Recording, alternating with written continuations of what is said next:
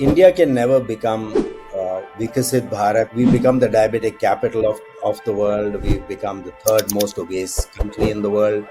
We need to choose a method of exercise.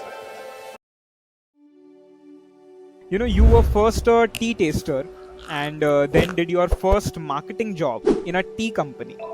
So can you explain this, tea tasting phase of your life? Indians don't know how to make good tea. I spent quite a bit of time in Japan. Japan influenced me a lot in things that are good in life and also things that are some things that you don't have to do. When I did my own startup, if I knew the troubles that I would have to go through, I would never start a startup. So we set up the plant in Bangalore, worked with the Japanese. First time it failed, then we relaunched, and now it's called Top Ramen. It was amongst the first, I think, 10 or 15 people who was recruited into starting the vision that Mr. Mukesh Ambani had. Kishore ji called me and said, why don't we put up a company to do fruit and vegetable business? How much, money did you make, selling, your business, the Grocermax, and starting this Just Walk India movement, or everything combined? If you can answer that question. I know it may be difficult to reveal the figure. Welcome to the 8th episode of the Arnav Khandray Show. Today with us, we have a very, very special guest, and his name is Mr. Radhakrishnan Sir. He has over 40 plus years of experience in the grocery industry and has worked with giants and visionaries of India. To name a few of his achievements, he has brought Top Ramen, yes, the cup noodles, to India. He was a key component in building Big Bazaar from scratch.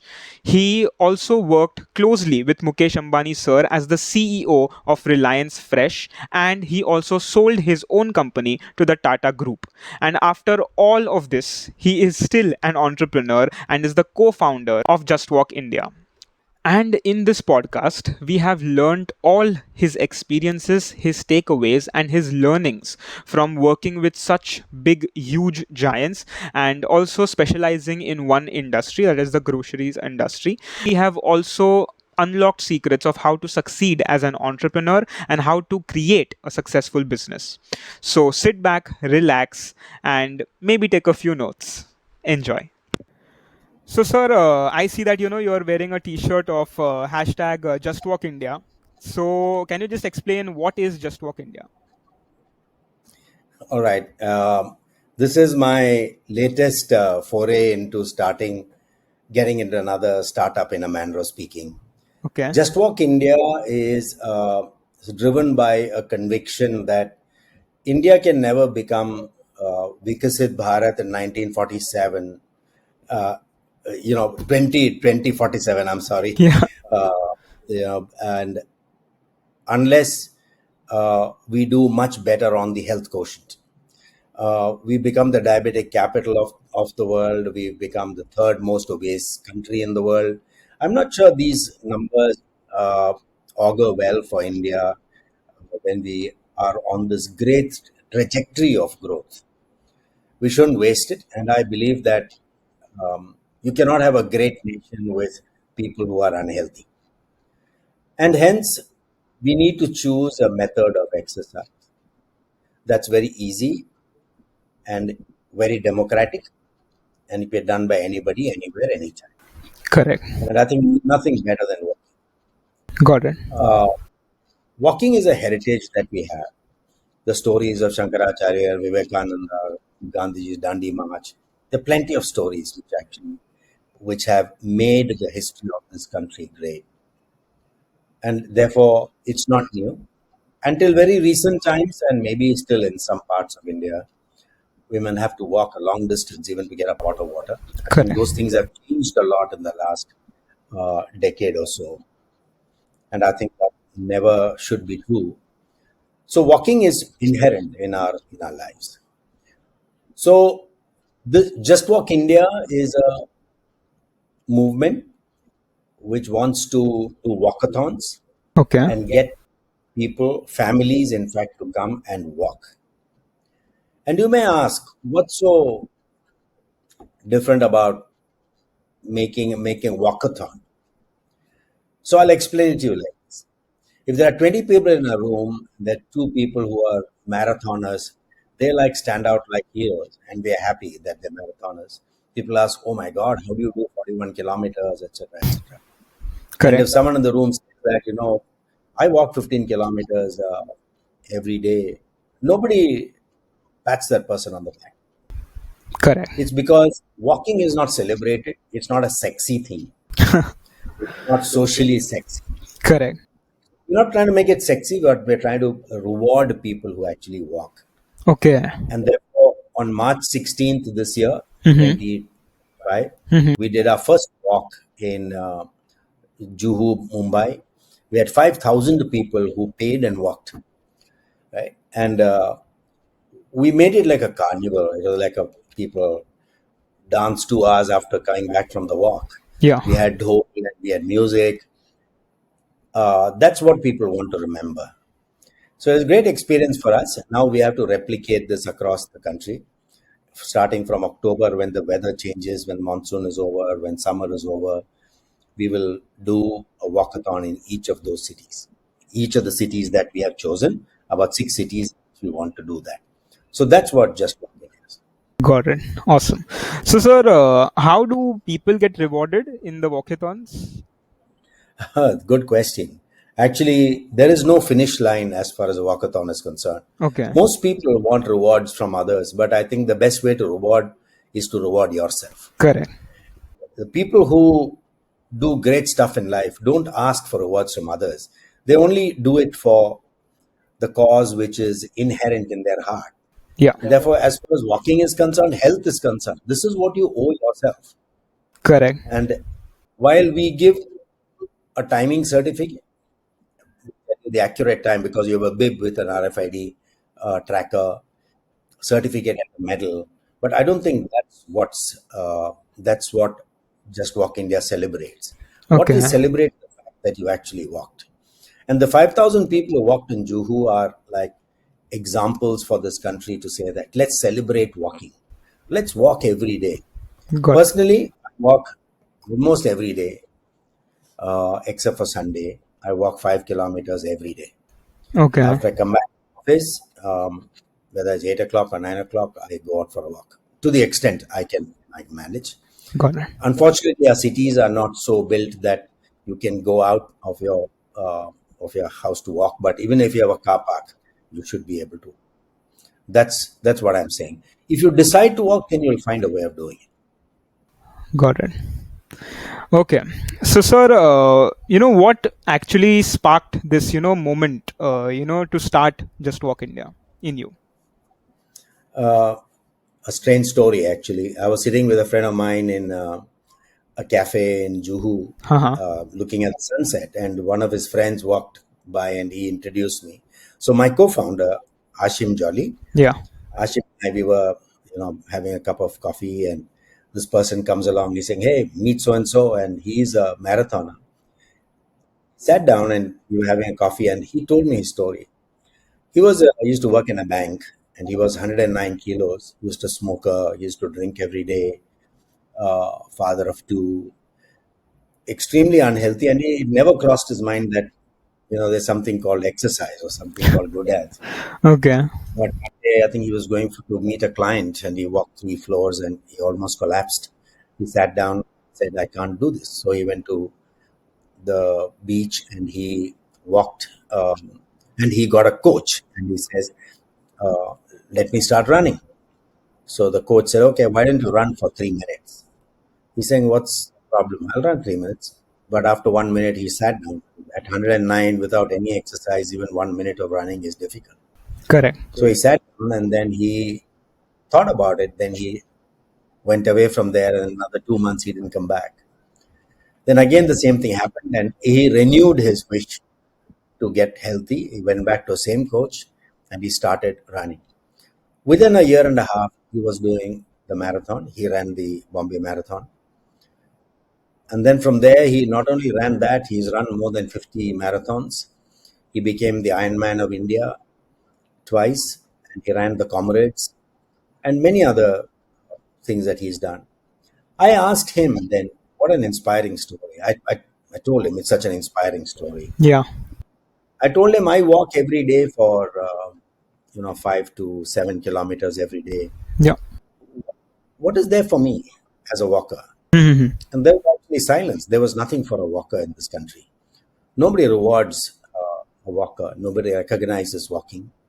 Correct. But I must tell you, there are about more than 200, 300 million people who walk regularly as statistics. And it's not that people don't walk, but the thing is, it's not recognized as something that we have to do.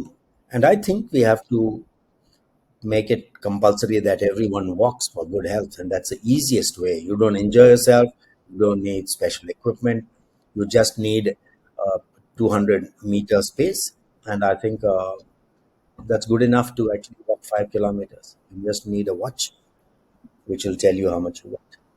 Got it. So, sir, coming to your now vast, very vast experience, and getting to know you much better with your experience and learning from you. To start from the very start, the beginning, you were first a tea taster, and then did your first marketing job in a tea company. So, can you explain this, tea tasting phase of your life? So I would entreat everybody not to follow the path of my life, because Okay. I don't think anyone would have done as many different jobs as I have. Correct. So being a tea taster, uh, then I made noodles, then I grew shrimp, I did export of seafood, and then done retailing, and worked in some large companies. Did a startup in e-commerce grocery. So mine's an uncharted territory. Okay. But what it has taught me is that every business has left something indelible in me. So to your specific question of being a tea taster is all by accident, actually. Okay. So when you get out of college at that time, you don't have a management degree. Uh, some friends recommended, and I got in a tea company in Kochi. There's a company called Moran, and it was a tea broking company. The tea is auctioned in this country. Even today, there's a tea auction which runs in Cochin, Calcutta, Kunur, Guwahati, and all these places. And I used to be a tea taster in a tea broking company. Okay. And it's a very specialized job. I don't know whether it is still today, but it used to be considered a very rarefied job, something very few people know and do. Taste some 200, 300 cups of tea every day, do the reporting. It's so niche as jobs come. Tea tasting was a specific job. After Carrot Moran, I joined Pari Agro and worked there for a few years before I moved in. So that's my taste with tea.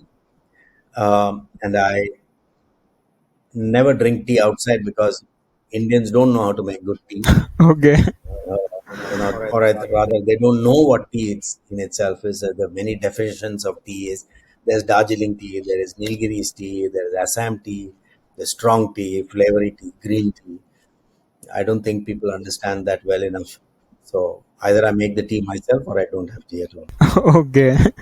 So, are you a connoisseur of tea? Like, do you like tea in that sense? I love tea. And I love all sorts of tea, strong tea, like you go to Hyderabad. It's like a it's like a decoction in milk and tea, so strong, and they make it differently in all parts of India. Every state has its own way of doing it. I'm from Kerala, and the Kerala tea is again different in many ways. Yeah. It comes in that typical Kerala glass, and it's part of the culture of every state. Correct. Uh, and chai time in India is a great time. You gossip, Definitely. you take a break from work, Yep. and I think the only thing is sometimes the tea breaks become a little too often, but that's okay. That's part of our life. Okay. Awesome. After the tea phase, like you mentioned, you've done a lot of careers, and in this podcast, we are definitely going to get into each one of them in detail and learn from each and every one of your experiences to help the younger generation, like me. So, after the tea phase, you became the general manager at Nissin Foods Limited, which, at the time was a startup creating Japanese Oriental noodles in India. So, how did you come across this opportunity? So while I worked in Cochin, somebody I knew, a friend of mine, Yeah. he um, he along with Unilever at that time started this company to make noodles in India Okay. with Nissin Japan. Nissin was a world major in Oriental noodles, that is thin noodles, not like my noodles. It is thinner noodles and flavored noodles. Correct. In my sense, it's the kind of noodles that I like, and we wanted to bring that into India. Okay. So this is way back in 1987, actually, where I went to Japan. I spent quite a bit of time in Japan. Japan influenced me a lot Okay. in things that are good in life and also things that are some things that you don't have to do. Japan is a place, it's a beautiful place, Correct. philosophically great, and business wise, many things that we can learn there, learn from Japan. Correct. So I helped put that collaboration together. I was very young then. A lot of my experience that I carry today is based on what I learned at that time. Okay. You got to learn the good things from everyone. So setting up the company itself, setting up the plant in Bangalore, Yep. and then doing the product development, packaging development. Way back in '87, things weren't that easy. Yeah. You didn't have as much information, and you got to rely on your contacts. Yep. There's no internet to browse, so therefore you got to discover many things, and it takes a long time um, to get vendors to work with you. So we set up the plant in Bangalore, Yeah. worked with the Japanese. First time it failed, then we relaunched, and now it's called Top Ramen. Okay. And there is and the other day I was traveling in a train in Kerala, and I asked the guy whether they have cup noodle. They actually had cup noodle on the train, and I had cup noodles. It was a very nostalgic moment for me after so many years to see that something that is created then still survives. And many people, whoever's had cup noodle, they've always liked it. Yep. It's a very unique way of eating hot food. So that was a great experience, actually. Awesome. So you have helped in making the top ramen noodles that many across India love to eat today. That's that's great. Yeah, and you will see in my entire career, everything I have done has been a startup. The only thing a startup is not what I started, Yeah. but even in large companies, starting a new project in large companies, Correct. which allows you to learn how to set up a project from scratch. Everything I have done, whether it was the tea tasting bit, where I did it little differently, Yep. then the noodles project, which is starting from zero, and right, it was a global experience where you go to Japan, stay in Japan for many months, bring the whole operation to India, and set up a plant, set up the manufacturing, marketing, and a Correct. very great insight of working with some stalwarts of Unilever. That was also a great experience. Correct. So, sir, how were you able to, do all of this? What are the skills that you had, or did you learn to, start from scratch? One rule in life is that you may not get what you love, but you certainly have to love what you get. Okay. Okay. Some people want to become engineers, maybe they can't become that, they become something else, but life doesn't always listen to what you want, and maybe it's a good thing. I believe that whatever life has given me has been better than what I could ever conceive of myself. So the rule is that it doesn't matter what you get, but whatever is in front of you is what you have to make successful. So that's the first rule. The second rule is that there's always a way of doing things better. Even if people tell you that, oh, this has been going on for the last 50 years, there's still one more way of doing it better. Learning your trade is extremely important. And I believe success in life is largely dependent upon skill as much as it is on intelligence.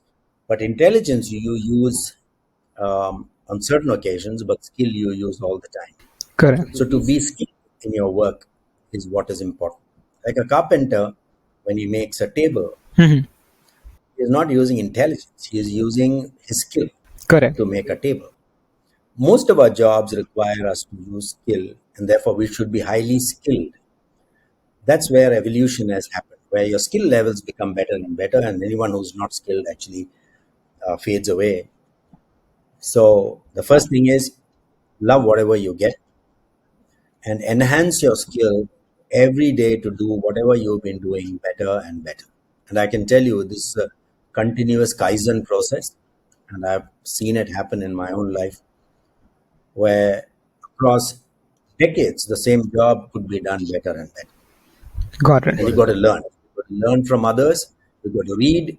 You got to document and learn from your mistakes. Got it.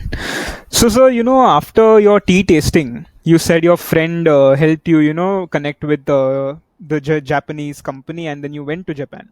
So, how were you able to go to Japan, at that time? And where did the money come from, and how did you manage all of that? As I said, this is not something that I started. This is a part of a larger company. Correct. So it is part of the Unilever group. So at that time, there was a fair amount of interest in food as far as the group is concerned. Hmm. And I went as part of the company. So I didn't actually find money myself. Okay. But I made several trips on account of those companies. Okay. Okay. Got it. So, sir, after the Nissan Foods and the Top Ramen, after this, you became the CEO of Higashimaru Feeds, which was a startup in the seafood industry. So, on your LinkedIn, I saw that you, in this role as CEO, were driving thousands of miles through country roads, meeting farmers of shrimp and living in their environment, where you have claimed that this was the best way to understand India. And you saw an India others would never see in their whole life. So, can you please elaborate this feeling and experience? So after many years, almost 9 years, 10 years with the Noodles project, Yeah. there were some changes in the organization of the company. I thought it's time to move on. Okay. Normally, people will go back to from Bangalore to Delhi or Bombay. I decided to go back to Alapi, which is a town in Kerala, and where Higashimaru Feeds was a shrimp feed company. Aquaculture was booming at that time, so I was heading that feed company. And feed is being sold to aquaculture farmers along the maritime coast. So starting from 24 Parganas of West Bengal right up to Viraval, Gujarat, all along the coast, I have driven thousands of kilometers in a jeep and met farmers and understood how really what business they actually do. It's amazing how enterprising farmers are. And the shrimp farmers would sell so much of their property to get into shrimp farming, which was extremely lucrative. Even when the white spot disease wiped out months and months of shrimp culture, they would bounce back and do it all over again. It is amazing, particularly along coastal Andhra, those farmers who have the largest amount of aquaculture produce and shrimp farms. They're amazingly enterprising. I could see amount of effort, and they were so humble in the way they were learning. They would reboot their whole life and start all over again, even if they failed. The only thing they wanted to hear every time I met them was, "How do I get more yield from the pond? How do I get more yield from what I'm culturing?" So we brought in technical experts from all over the world, and at that time, the business was so different from noodles, as you can see. But I started reading on water chemistry because if you want to become an expert in selling shrimp feed, you must know everything about aquaculture. It was fascinating to me to pick up books on water chemistry and start reading and understand soft water, hard water, bicarbonate, what role it plays in the water. And there were many controversies the seafood went through. So in this travel, I met people right across the country, so many languages, and the conditions in which they stayed was not as good as it is today. Today, villages are all have electricity, and there are roads leading to their areas. But at that time, it wasn't so. The last in 10, 12, 14 years have been very good in terms of infrastructure building that this country has gone through. Because in my life, the most rewarding part of my entire life is traveling rural India and seeing how hard those farmers work. Got it. So, sir, just came through me that you were in Nissan Foods, at a good position. I mean, you helped them, basically became a middleman and created top ramen, and it is booming today. So, why did you, make that jump, and why did you decide to go to Higashimaru Feeds instead of just sticking to this job that you had? So it was already 9 years in that company, and there were some organizational changes that had happened, Yeah. and therefore, um, I think Unilever decided to divest from that company. I don't remember exactly at this point of time. Okay. I could have carried on there because that company is still doing very well based out of Bangalore. Mhm. But for me, it is important that there has to be some newness in the job that I do. Okay. And I found aquaculture when my friend called me from Kerala. He said, "Why don't we start doing aquaculture?"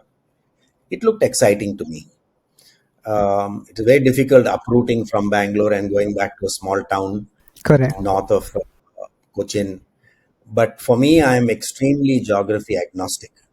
I don't care where I go, Okay. whether I'm in Guwahati, Arunachal Pradesh, or 24 Parganas.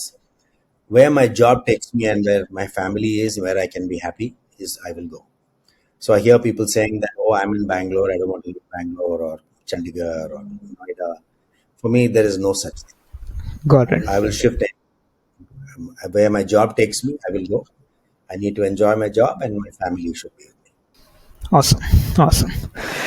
Okay. So, sir, after Higashimaru, you became the vice president of India's leading retailer, Spencer's Retail, and opened, 250 stores over 9 years in your tenure, setting the foundation for modern trade in India.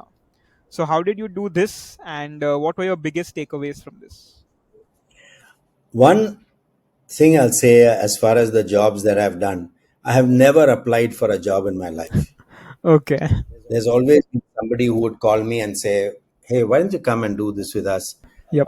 Shall we explore something else?" So I've never made my own CV to make an application or go for an interview. The only interview I went to uh, was interviewing for a subsidiary company of a large food company, and I interviewed for 2 hours, and that it was a food company. And that person, the CEO at that time, told me that you have so much of experience in food, Hmm.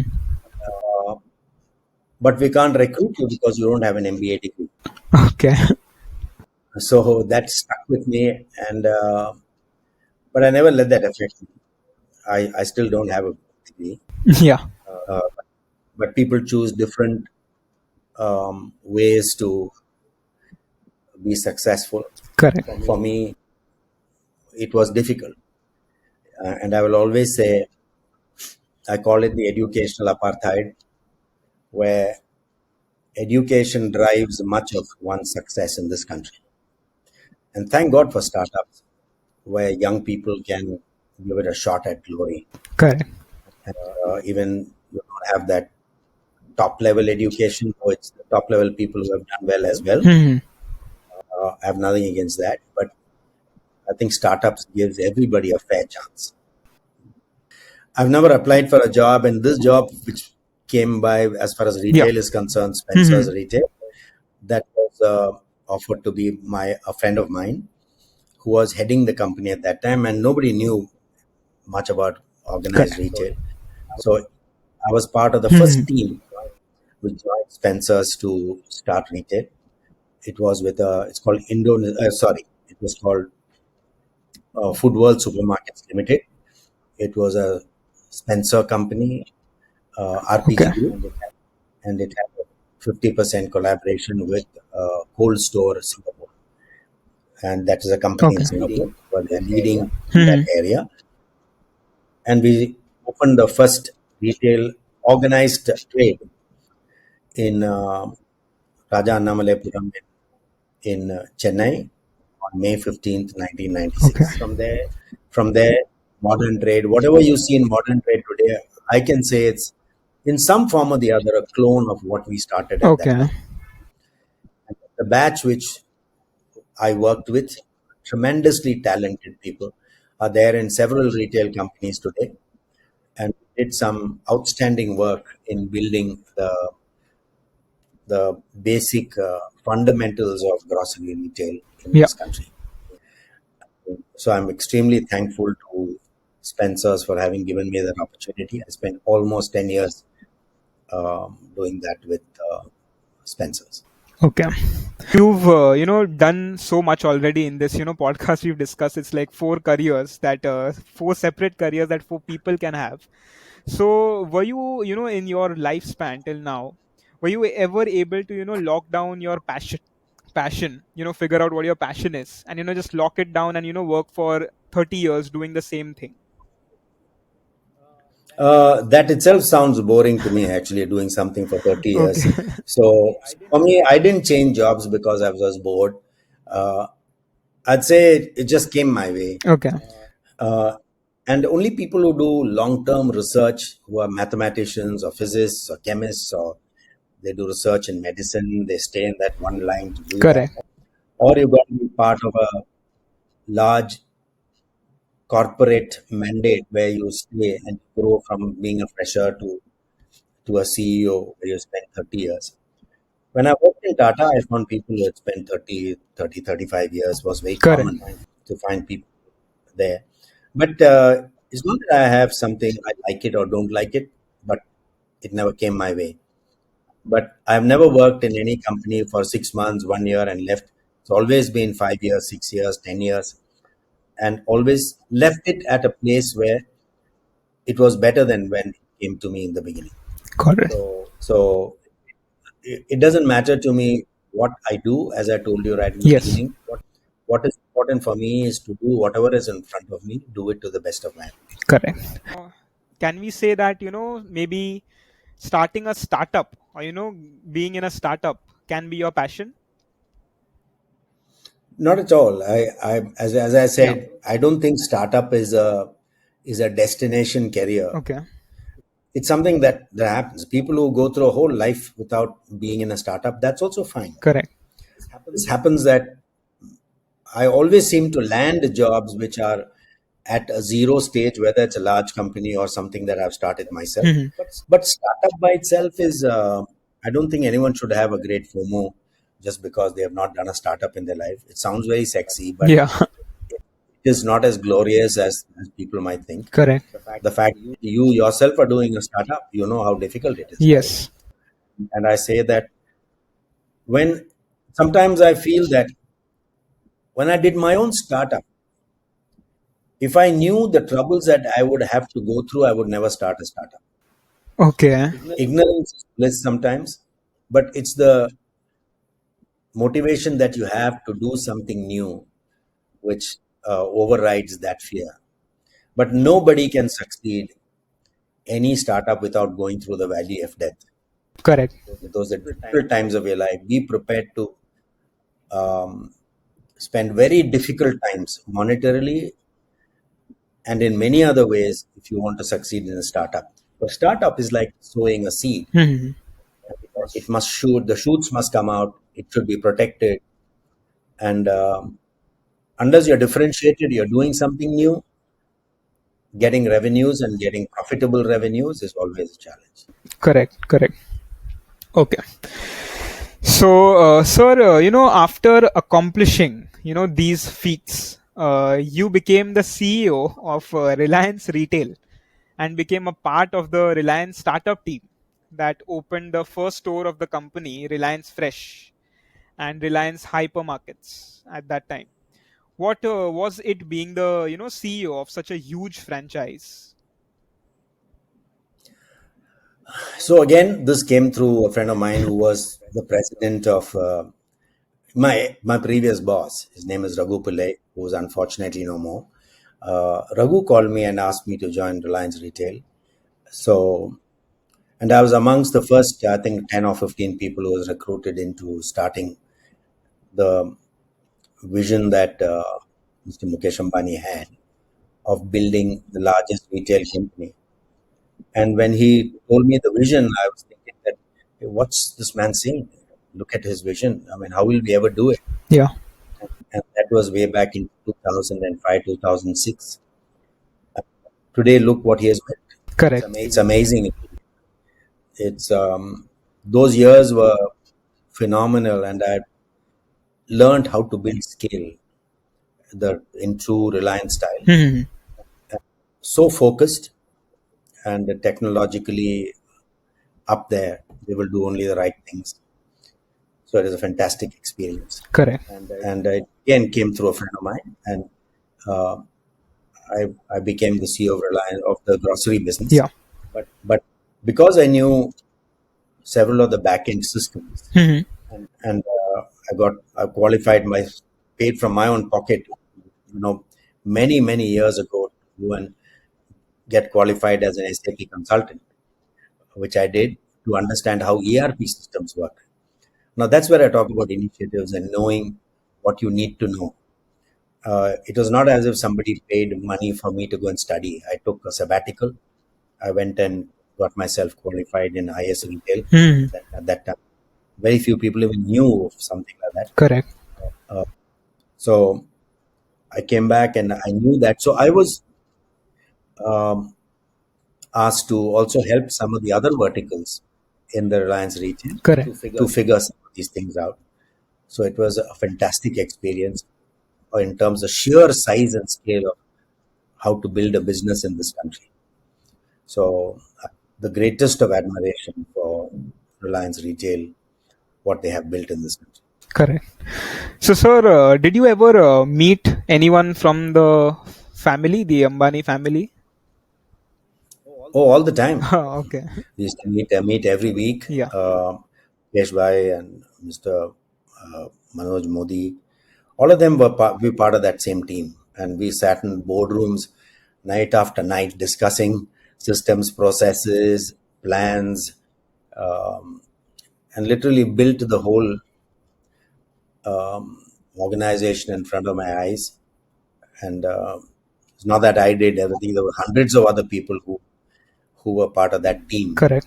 But I was able to bring to bear some of the things that I had learned in the previous companies in retail, and Reliance really absorbed that completely Yeah. and bettered it. I learned so much from being there. Got it. Can you please, share some of your learnings as to what you learned, from watching Mukesh Ambani sir, doing his thing, and you being the CEO of such a big franchise in the end. What were your, key takeaways in this situation as well? There's a conversation that was very early in my stint there, Okay. where Mr. Ambani, on a piece of paper, actually wrote out his vision, Okay. almost like what he wanted to do. And as he was talking, he was actually writing. There were several pages that he wrote about the vision that he has, how to make a 1 lakh crore retail business. Okay. And look, it has all happened. Correct. So it's about envisioning what you want to do and then chasing that by putting systems and processes on ground and getting the right people to run the business. Uh, it was really, I was happy to be part of that whole process and extremely grateful to uh, Mukesh Bhai for giving me that opportunity. We worked really hard for 6 days a week and several hours and traveled all over India. We opened hundreds of stores and with setting the IT systems in place, supply chain category, great experience. Got it. So, sir, just for us to understand, as beginners in this startup journey and the business journey, in Frank, what are the systems and processes like the big companies use to get there faster, to get to their goal and complete their visions? Things have changed over the years, and technology has changed. Correct. At that time, when we were doing it, whether it's retail or even today, the ERP systems at the back have got to be rock solid. Correct. You have to capture data properly and use that data well. And the customer, the staff, and the system have got to be completely aligned.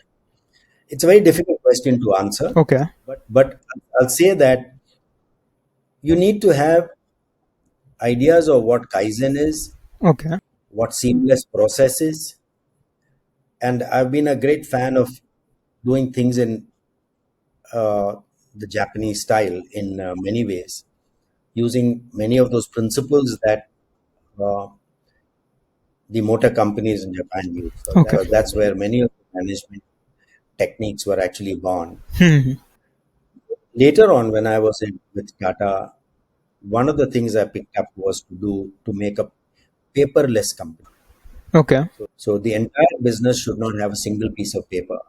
And the StarQuik, uh, which is really the e-commerce company of Star Bazaar, Yes. it's completely paperless. We don't generate a single piece of paper. Okay.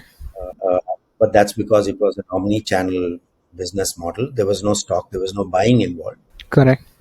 Uh, but given that, we were completely digitized.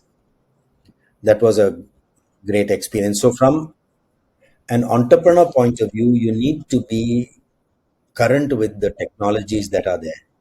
Today, there's a lot of buzz around AI, Yeah.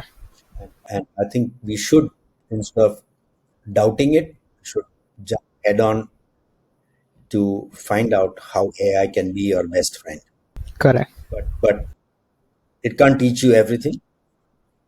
You can certainly validate some of your thoughts. It can accelerate some of your decision making processes. But eventually, I think the human mind is far greater than any other technology that exists. The ability to be able to be affectionate is what only humans can do. To Correct. be considerate, to be friendly. These are all human qualities which drives business. Correct. That nothing can teach you, no technology can teach you. That's human. Correct. Got it. So, you said that Mukesh Ambani, sir, just wrote on a piece of paper his entire vision. Many pages of paper. Sorry, the entire vision he had, and you reached that vision. So, what is it like that conviction? That people should have to succeed in the future, or some one quality or something that people can have. What do you think is like that quality that we can steal from Mukesh Ambani, sir? I won't direct it directly to what Mr. Ambani did. I can talk in general terms, Okay. right? It's not fair for me to say anything more than this.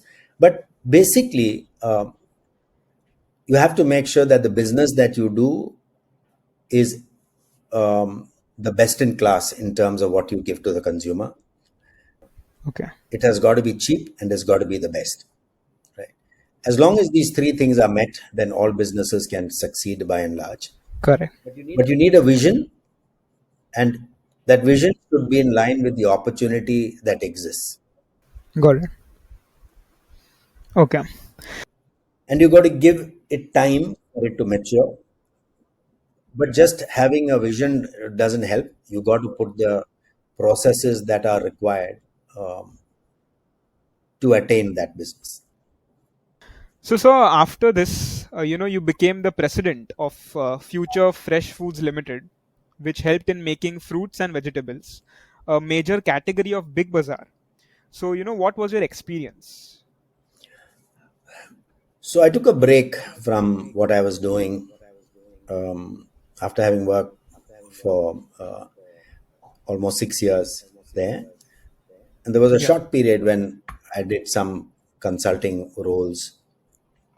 It's at that time that uh, Kishore ji called me and said, "Why don't we put up a company to do fruit and vegetable business?" Yeah. And that's what is called the Future Fresh Foods. Idea was really to make the big bazaar stores dominant players as far as fresh food is concerned, mainly fruit and Hmm. vegetables. So we started that company, and that was another exhilarating experience working with Kishorji. He's still a dear friend and a guru, and Hmm. learned so much from him when it comes to understanding the consumer. Um, and we started again from scratch. We built the processes from the warehouse, um, training people, going up to the farm. And again, this is Correct. another big part of my life, which I enjoyed very much, even when I was in Reliance, where we did the supply chain consolidation, meeting farmers, understanding the costing, and making sure that the farmer is safeguarded in the way the business, where he was doing business with us. Um, and therefore, um, here again, we aligned so many hundreds of farmers. And by the time at the end of 5 years when I left, I think the business of fruit and vegetable was almost 10x of what it was when I joined. And and even till as long as uh, that Big Bazaar lasted, was there, fruit and vegetable was a major category in the store. And so that's kind of a legacy that we were able to leave behind. Um, and it is great actually working in a Big Bazaar. The entrepreneurship Correct. one could see, what one wanted to do was visible, and working so closely with Kishore was and Rakesh Biyani. Hmm. Both of them was a real treat. Got it. So, sir, if I have to, ask you point blank, how did you 10x the business? Well, there's no shortcut to this. First of all, there was an Correct. opportunity, the consumers' unmet needs. Uh, you got to understand the business very well. How to make money in fruit and vegetable itself is a skill that very few Correct. people in this country know. And what they don't realize is the fact that it's one of the most profitable categories. It's not like the selling staples and other grocery categories, which are margins at single digit. This has a healthy margin because there is also uh, wastage that comes. But if you're buying properly, giving the farmer the right price, and then Yeah. handling it in a manner that there is no wastage, then your buying cost can be well controlled. In this country, Okay. there's so much of wastage of fruit and vegetable. The cost of fruit and vegetable, unlike what people think that the middleman is making all the money, that's not actually true. It's because of Okay. multiple handlings and wastages that the cost gets um, increased in the supply chain, and the farmer also loses and the consumer also loses. Farmer doesn't get enough and the consumer pays too much. There's a multiplier Okay. effect. That wastage has a multiplier effect in the whole system. So you got to Correct. understand category. Fruit and vegetable, we used to sell about 100 odd SKUs. Every SKU had a different story to tell. The way you handle it, the supply chain, the sturdiness of that product, the sourcing, seasonality, margin management, everything is one composite ecosystem.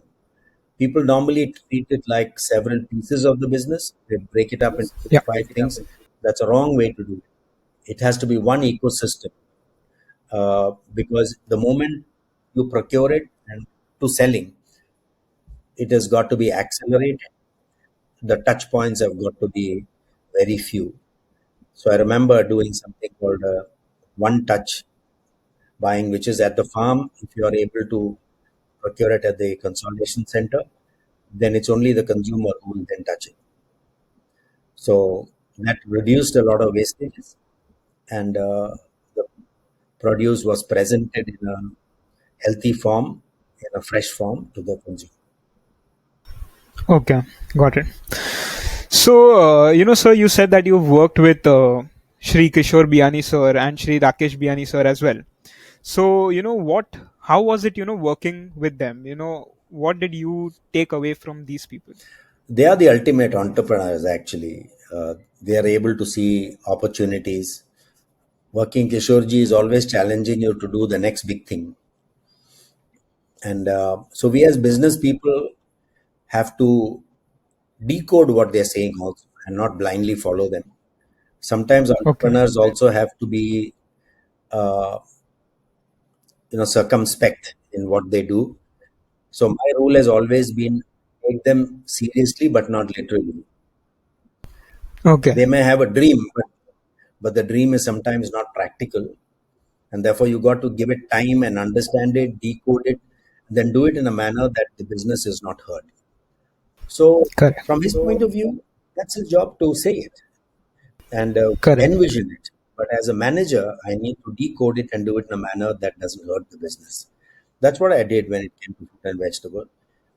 Always push Okay. myself to do more and more. There's so many cases where we did some fantastic sale following taking up his challenge, and those years were one of the most I'll say frightening as well as enthralling years in my career. Okay. So, why do you say as it was frightening? Like, what is some, Because of the vision. weird thought? Sometimes Yeah. they give you visions. They actually set a vision. You think that, oh my goodness, how are we going to do this? I mean, you have to grow 10x, 20x. Growth is Correct. always what entrepreneurs want. How am I going Yep. to do this? But do it in a manner that you don't lose money, but get the growth in a very studied manner. So Yeah. when I said it's scary, I meant that not exactly scary, but it is challenging. That's what I meant. Got it. Got it. Okay. So, what was his mindset like? How did he think differently from others? He's always thinking differently from others, and sometimes to a fault. Uh, Yeah. they always want to do new stuff, but I think you also have to consolidate what's in the past.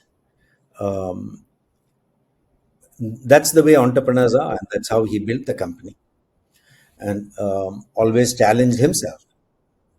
And Okay. one of the greatest entrepreneurs that India has ever seen. Yeah. Okay. So, sir, he went bankrupt, last year. So, why do you think that happened, even with his intellect and experience? Well, you have to ask him really, because I don't know all the details. But Yeah. I would think you cannot, if you're climbing Mount Everest, you cannot run up the Mount Everest. You got to go to Correct. camp one, camp two, camp three, and then take every Yep. foot that you put has got to be done firmly and surely. Otherwise, you will be Yes. rolling down to the bottom of the hill. So Yes. maybe there is a lesson there, but only he can tell us that, not me. But Okay. that's maybe one of the reasons I called it scary. But as a manager, it's my job to make sure that the scary becomes a challenge rather than a bravado. So Correct. I think you should do a podcast with Kishore to find out. Maybe in the future, definitely. So, sir, why did you leave Big Bazaar then? I wanted to do online grocery business. Okay. I don't think Big Bazaar was looking at doing that in any meaningful. Oh, okay. And from where I was, I decided to leave everything and start all over again. Go to Gurgaon, Sector 3, take a warehouse, put in my own money, and me and my friend Gaurav Juneja, who was also my Yes. co-founder, Gaurav and I, we put in money. We also raised a bit of money way back Yes. in 2014. And but after that came the investment freeze that happened in the country, so we couldn't do another round. Yep. So that is a value of death. Those years were difficult, but we built a very good business, very asset-light business for grocery. We worked with Metro Cash and Carry, and we set up the omni-channel system. The whole, Correct. uh, the whole technology that we built was based on very low inventory holding, Yeah. and therefore we would almost for 80% of whatever we sold, we would buy afterwards we sell. So we first got the order and then we picked the stock. but delivered Okay. within 4 hours or 5 hours. That we set the Okay. whole system up, which is asset like, and that's what I think attracted Tata Star Bazaar also to acquire us, and Correct. then from being Grocermax in Gurgaon, we became StarQuik in with Tata. Yes, yes. Just coming to that, you co-founded Grocermax, now Tata Group's StarQuik, like you just mentioned. This was huge in 2014 when you started. Where only Grofers, now Blinkit was doing the same thing at that time, I believe. So, sir, what was your experience like in that time, and what did you learn from this business as well? I think Big Basket was the bigger player. Big Basket was already Huh. there for several years. Mr. Hariman is a Okay. good friend, and Okay. when I was in the other companies, Hari and I spoke a lot about the business that he was doing, and Hmm. so I had a ringside view of what Hari was creating. So when we started, the model looked very much like what Big Basket was doing, and there was the Okay. marketplace for grocery, which I did not believe in. Some of the other competitors were doing that, and Yeah. they burnt a lot of money. I don't believe that I want to do a business which does not have unit economics. You don't have Okay. unit economics, volume doesn't help you. So by making one delivery, you can't make that delivery profitable or even break even. Yeah. Then there's no point doing 100 million deliveries on top of it. You'd only lose more and more money. Correct. I had a principal difference in the way grocery can be done. Grocery is a low margin business. You Okay. cannot have large assets to do online business. So how does the offline business work? The offline business is Yeah. where the consumer spends his own money and fuel to come to the store, and they drive back home after shopping. I Yes. can't store the goods as well as spend my fuel to deliver to their home and still be the cheapest in town. I think these are all contradictory ambitions. Maybe Yeah. I'm not seeing it right, and I wish them well, but I'm not able to make sense, and I'm not seeing anybody having cracked the grocery model except through the omni channel business. So the jury is Correct. still up. I may be wrong, and I hope I'm wrong. And I really want to see a profitable grocery online company. Correct. So, how did you make it work? As in the Grocermax? So, as far as Grocermax is concerned, we didn't have our inventory. We Okay. picked the Metro cash and carry store. That's what we did in Okay. Big Bazaar as well. We're omni channel. We picked from the Star Bazaar store to deliver to the customer. But we built the Okay. entire tech stack at the back, which was paperless. And as soon as the order came, the pickers would use their own phones on which we loaded our software, and they would Yeah. pick. And using latest technologies of recognition, of face recognition, stuff like that, we kept increasing the number of pieces that would be picked. And even Yeah. today, StarQuik is a full monthly basket cheapest home delivery company, and Correct. it is the online of Star Bazaar. Correct. Correct. So, sir, Grocermax got acquired by the Tata Group, Yes. and now is StarQuik. StarQuik, a mall, or the store. It's right outside. Left to my college. It's like literally closest to my college. StarQuik. Star Bazaar, you So, mean? yeah. Okay. Star Bazaar. Yeah. Correct. Because we don't So, have a store, we operate inside the Star Bazaar stores. okay. Okay. We pick from the So, stock which sir. Star Bazaar keeps.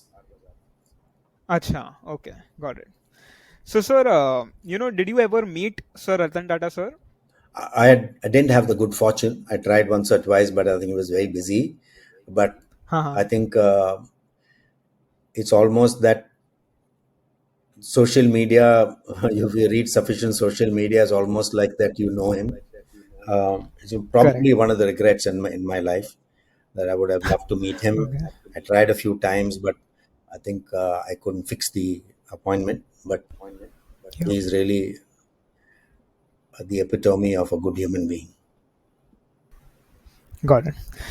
So, sir, your entire journey, if you are comfortable answering the question, how much, money did you make, selling, your business, the Grocermax, and starting this Just Walk India movement, or everything combined? If you can answer that question, I know it may be difficult to reveal the figure, but No, I won't. I how won't. much? I won't reveal the figure because I don't want you to cry.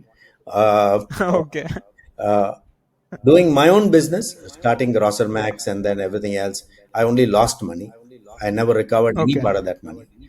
But okay, for me, the fact that the company survived in another form was in itself, and I worked for 8 years with Tata. yeah, That was the high point of whatever I did. I'm grateful to Tata for having acquired Grocermax and now StarQuik, and yeah, it's been fantastic working in the Tata environment. So got it. to answer your question, did I make money? I didn't make any money, um, Okay, but but just giving my startup another life was in itself very gratifying. got it. Okay. Fair enough, sir. And sir, if I may ask you, what is the most expensive asset that you own today? I don't have many assets. The only asset I have is my willingness to get up every day morning and treat it like a journey which is different from what was yesterday. Okay, I sometimes you got to inspire yourself to go out and do stuff. Uh, correct. I'm not a spring chicken, but even today I was in a meeting trying to. This is a sponsorship business, this Just Walk business, and new to me, completely new. I've never done this kind of business, but Yep. we are presenting our ideas to various investors or sponsors. So we are on the road trying to do a sponsorship collection to be able to do six more Just Walk in six cities up to March next year. That's the new journey, that's a new challenge, and I enjoy every day as it comes. Awesome. So, sir, I basically started this podcast to, create a network where, I can myself learn and, maybe along with me, the individuals who are at my level and who are eager to learn can learn from the podcast itself. So, your entire journey, you said that, most of your experiences, your friends gave you the opportunity. So, how did you create this network? Was it just through work or did you put in an effort to create a network? I'm very bad at networking. Uh, Even having worked in some of these big companies, do I have friends in big places? No. I mean, I don't. I'm too work focused to be able to do Okay. networking as an activity. But while Yeah. you do your work, you meet so many Haha. people, and Correct. right from the first job, there are friends who still call. Yeah. It's not necessary to make a network just for the sake of making a network. I believe the Correct. people you work with, your vendors, your Haha. customers, and the staff, junior, senior, doesn't matter. What is important is even if there's somebody who's very junior who wants to meet, I meet. I go to retail conferences, I speak to just about everybody. And they teach you as much as you teach them. And today, while I'm doing the sponsorship business, I'm learning so much from people like DJ, who's an expert in sponsorship business. It's a new awakening for me about how to do a sponsorship business. Yeah. Okay. That's it. You've worked at so many executive levels. As a manager, as a VP, as president, director, CEO, and as a co-founder and founder. So, what are a must-have qualities for people in these positions? No matter the company, what should people in those positions acquire? The qualities that they should have. It's not one thing, it's about the personality. Yeah. One of the things that you must have is very high EQ, right? Not Okay. only IQ, but EQ. Yeah. EQ, people don't understand EQ very well. So I would Yes. entreat people to read Daniel Goleman's book called Emotional Intelligence.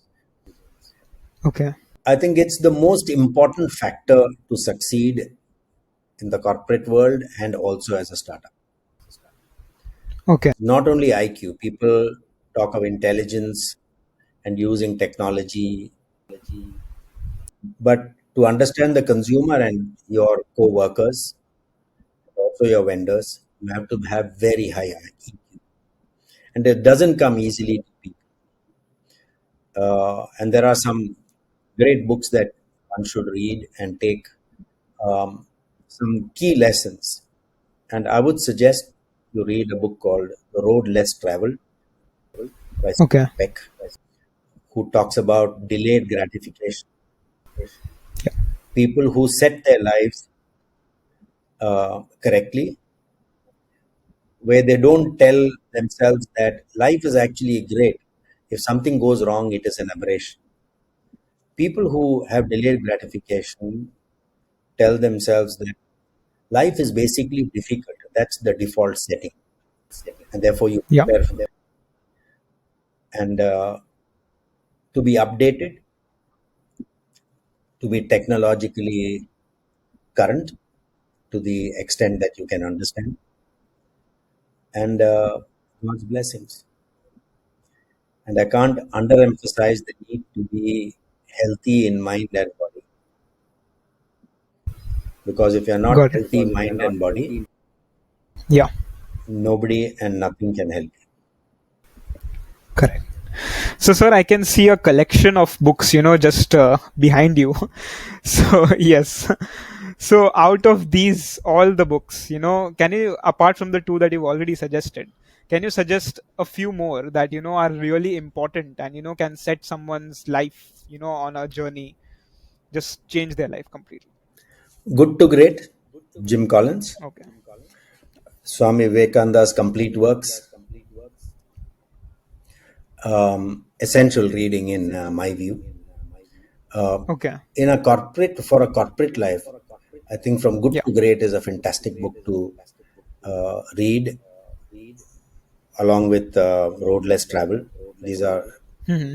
great examples Okay. of what you should be if you want to succeed. Correct. And, sir, for an entrepreneurial journey, are there any books for that? No, I don't think so. I think an entrepreneur's journey, there is nothing called an entrepreneur's journey. Everything is a business. And, Correct. and for me, whether I work for myself or I was working in Future Group or in Reliance, it was an entrepreneurial journey because we were creating something which was new. So, what does it matter whether Correct. it is your money or someone else's money? The journey is an entrepreneurial journey. So, just focus on the business. Don't confuse yourself by saying that I'm an entrepreneur. It doesn't Okay. matter whether you are in a multinational company. What you're Yeah. doing, you should have an entrepreneurial mindset. Because as I said, there's always a possibility to do whatever you're doing, to do it one shade better. Correct. Got it.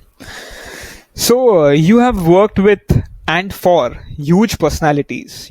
What is one commonality which you have seen in all of these people, and what did you learn from them?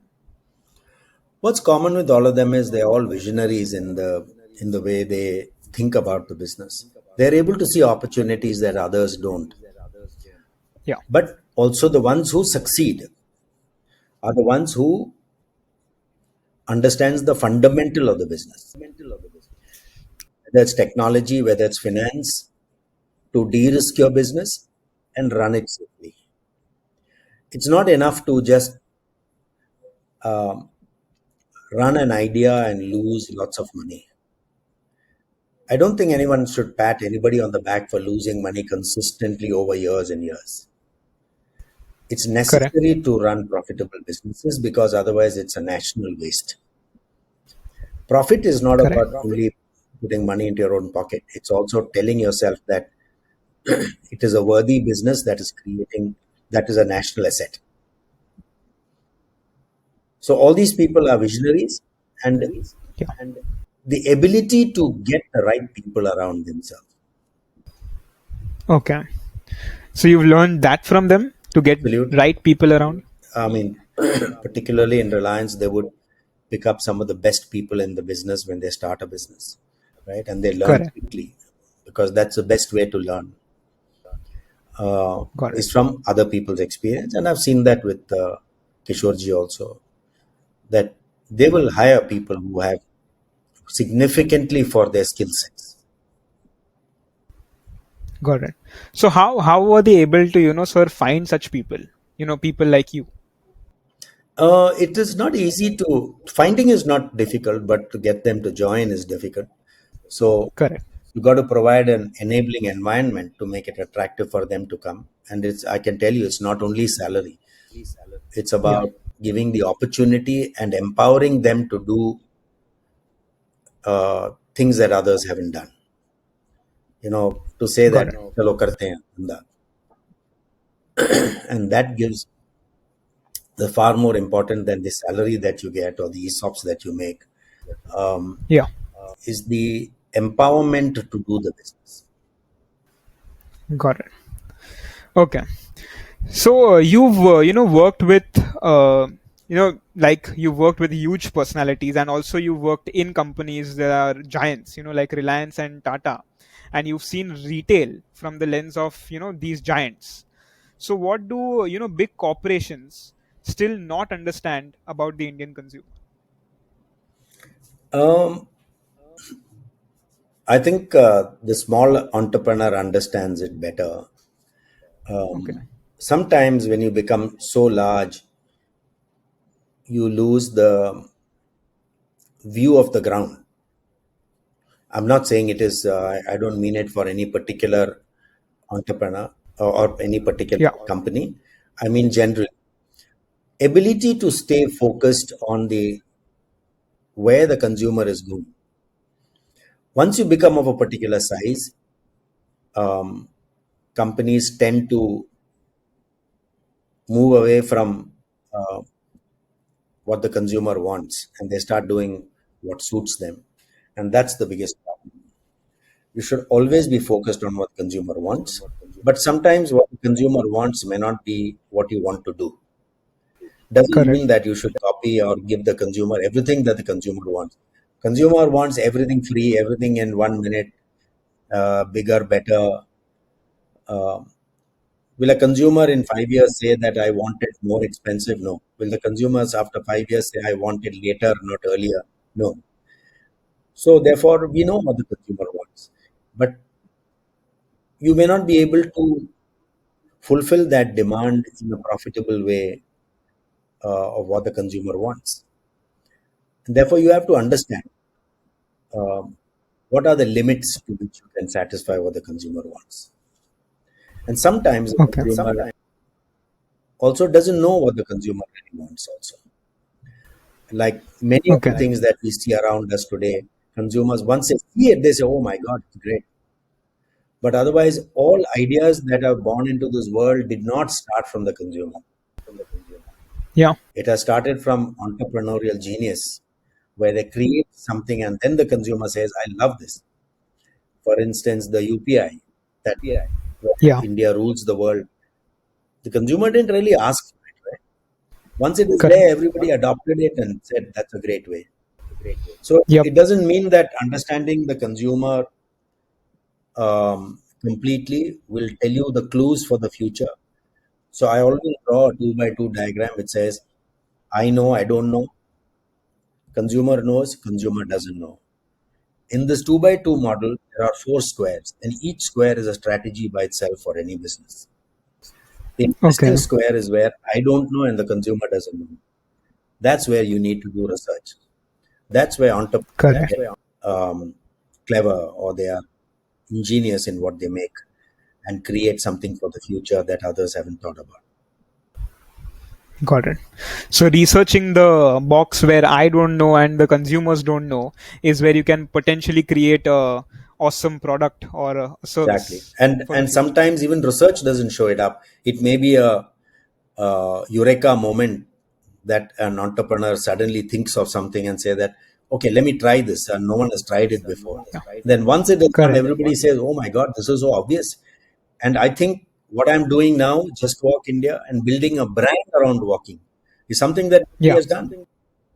I want to get correct. 20 million people to walk every day 5 kilometers. Yeah, Why hasn't somebody done that before? Is it so difficult to understand that people must walk? But how come nobody has built that brand? How come nobody has built a walkathon on a brand? yeah, And how come correct. we have not formalized?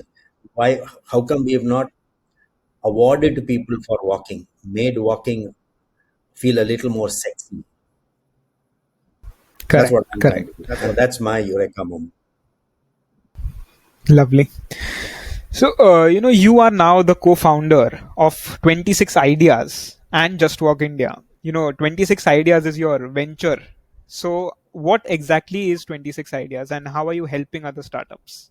26 Ideas was started like a venture capital studio, as a venture studio, Yeah. actually, not capital, venture studio, where we would nurture Okay. various businesses.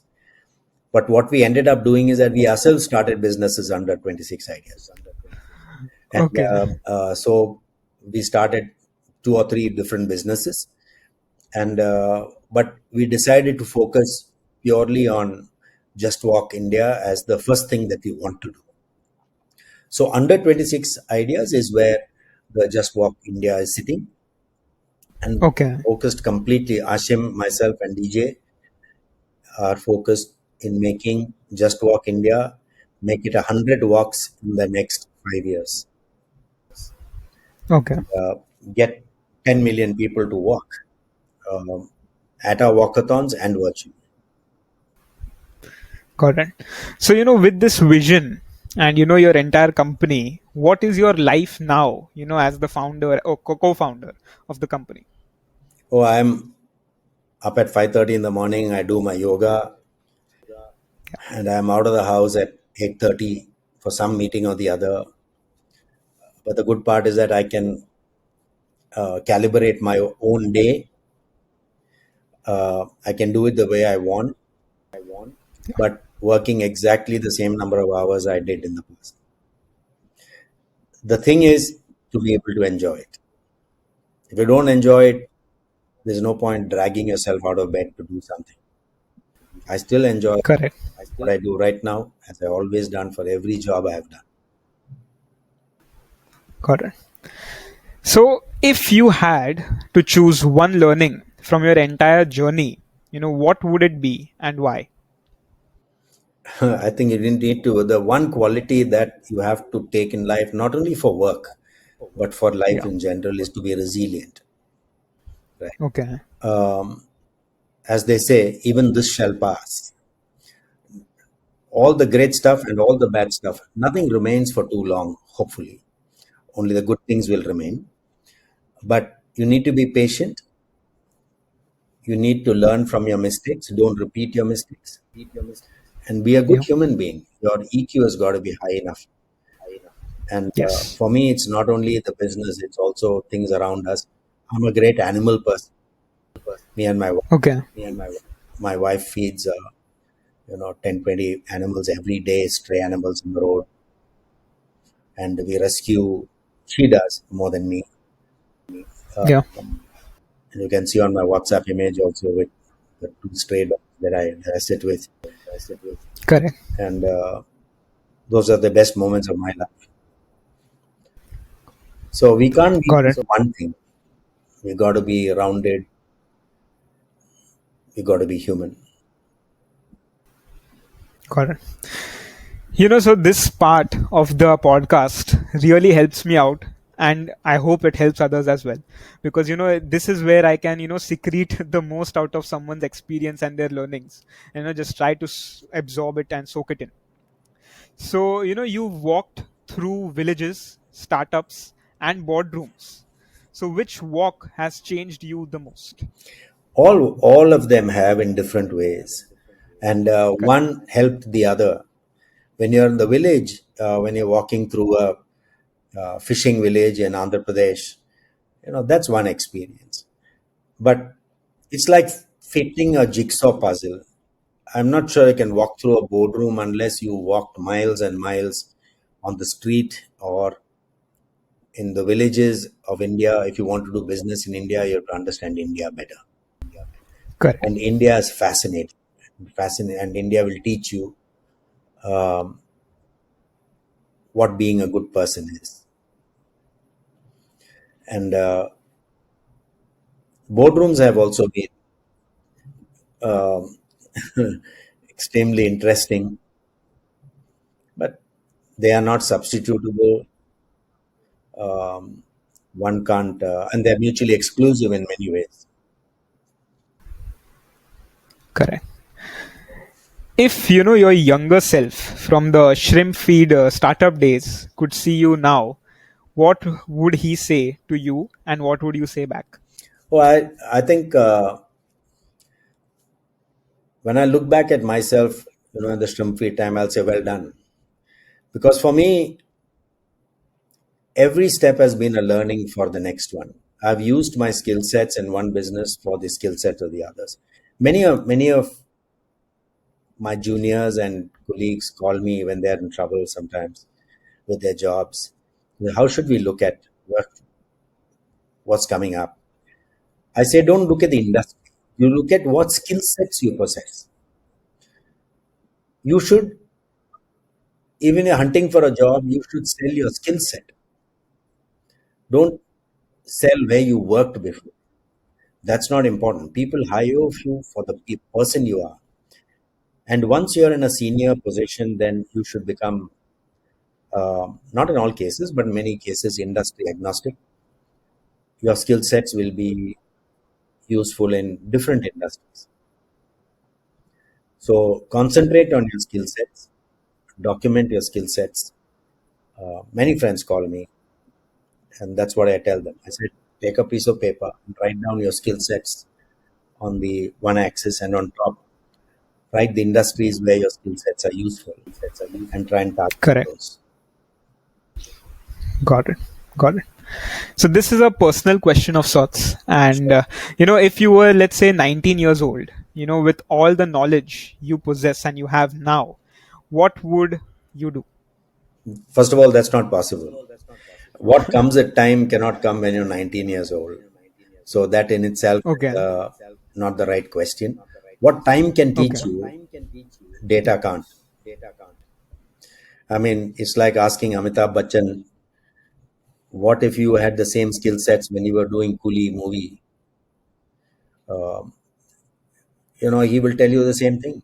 He's saying what life has taught and what time has taught, nothing else can teach you. Correct. Sir, in this world, nowadays in this new generation, people want to get rich quick.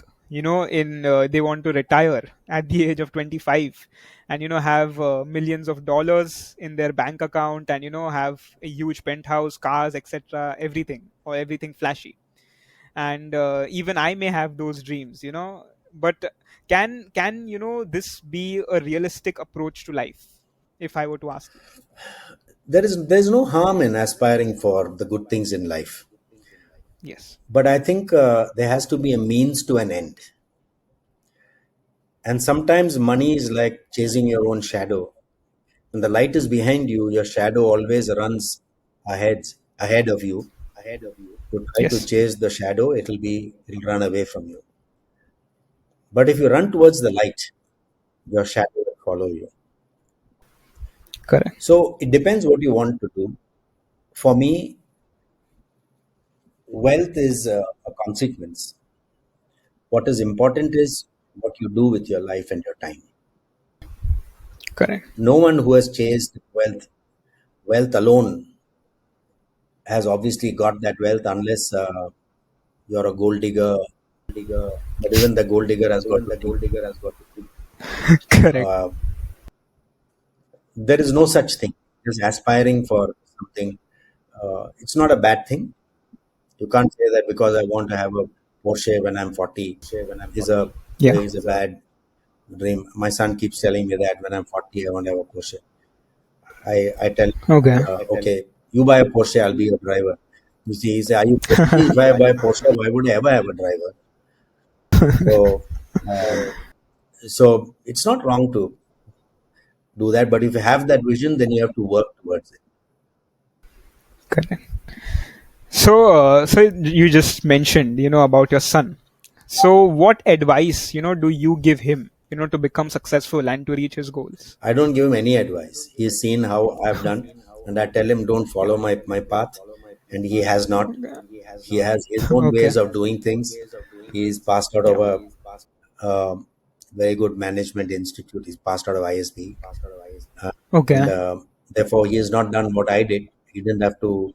So he knows what it is not having a management degree. And, Yeah. and sometimes people think that I'm saying that you don't need a management degree. I'm not saying that. Go to management school, it definitely teaches you good things. And Yeah. so he's never followed my advice. I've never given him advice. Yeah, and even if I tell him, he doesn't follow that advice, and I'm happy as well. Okay. As my Okay. elder son, my younger son, he's in the US. Uh-huh. He Uh-huh. passed out of Michigan, and he's working there. He Okay. seems to be enjoying what he's doing. So he's become an analyst from a supply chain professional. So he's found his own path. Nothing is based on my advice. Correct. Got it. If you had to start all over again, in this day and age today, which sector or, which business do you see an opportunity, worth scaling? All my life, I've done only grocery. You can scale Okay. grocery very well, but it's one of the most difficult businesses to do. But maybe I would have done it differently. Maybe there are ways which seem obvious now that I'm outside grocery. But Okay. um, I don't think so, deep, Arnav. Uh, Okay. I'm not a soothsayer. I can't predict the future. Yeah. Whatever is in the past. So there's something that Kishorji told me once. Don't cry over spilt milk. And I also truly believe that most people either spend time crying over the past or scaring themselves of the future and forget to live in the present. Correct. So I think there is that lovely scene in Kung Fu Panda where the master tells Kung Fu Panda about how present is the biggest gift that you can get. Yes. Correct. He says, today is the present, right? That is the dialogue. Exactly. Yes. I love. Yes. Yep. I'm just glad that, we finally decided to do this and, had this sit down. But yeah, this is the first podcast where I'm not even concerned if this, gets a lot of views or not. I'm just, glad to, just do this. So yeah, I'm so glad I spent some time yeah, with you. It also helped me go back and think about what I've done in my life. I never think about that too seriously, actually. got it. So maybe it's a good time to write a book. Definitely, sir. Definitely, I'll be one of the first customers to buy it.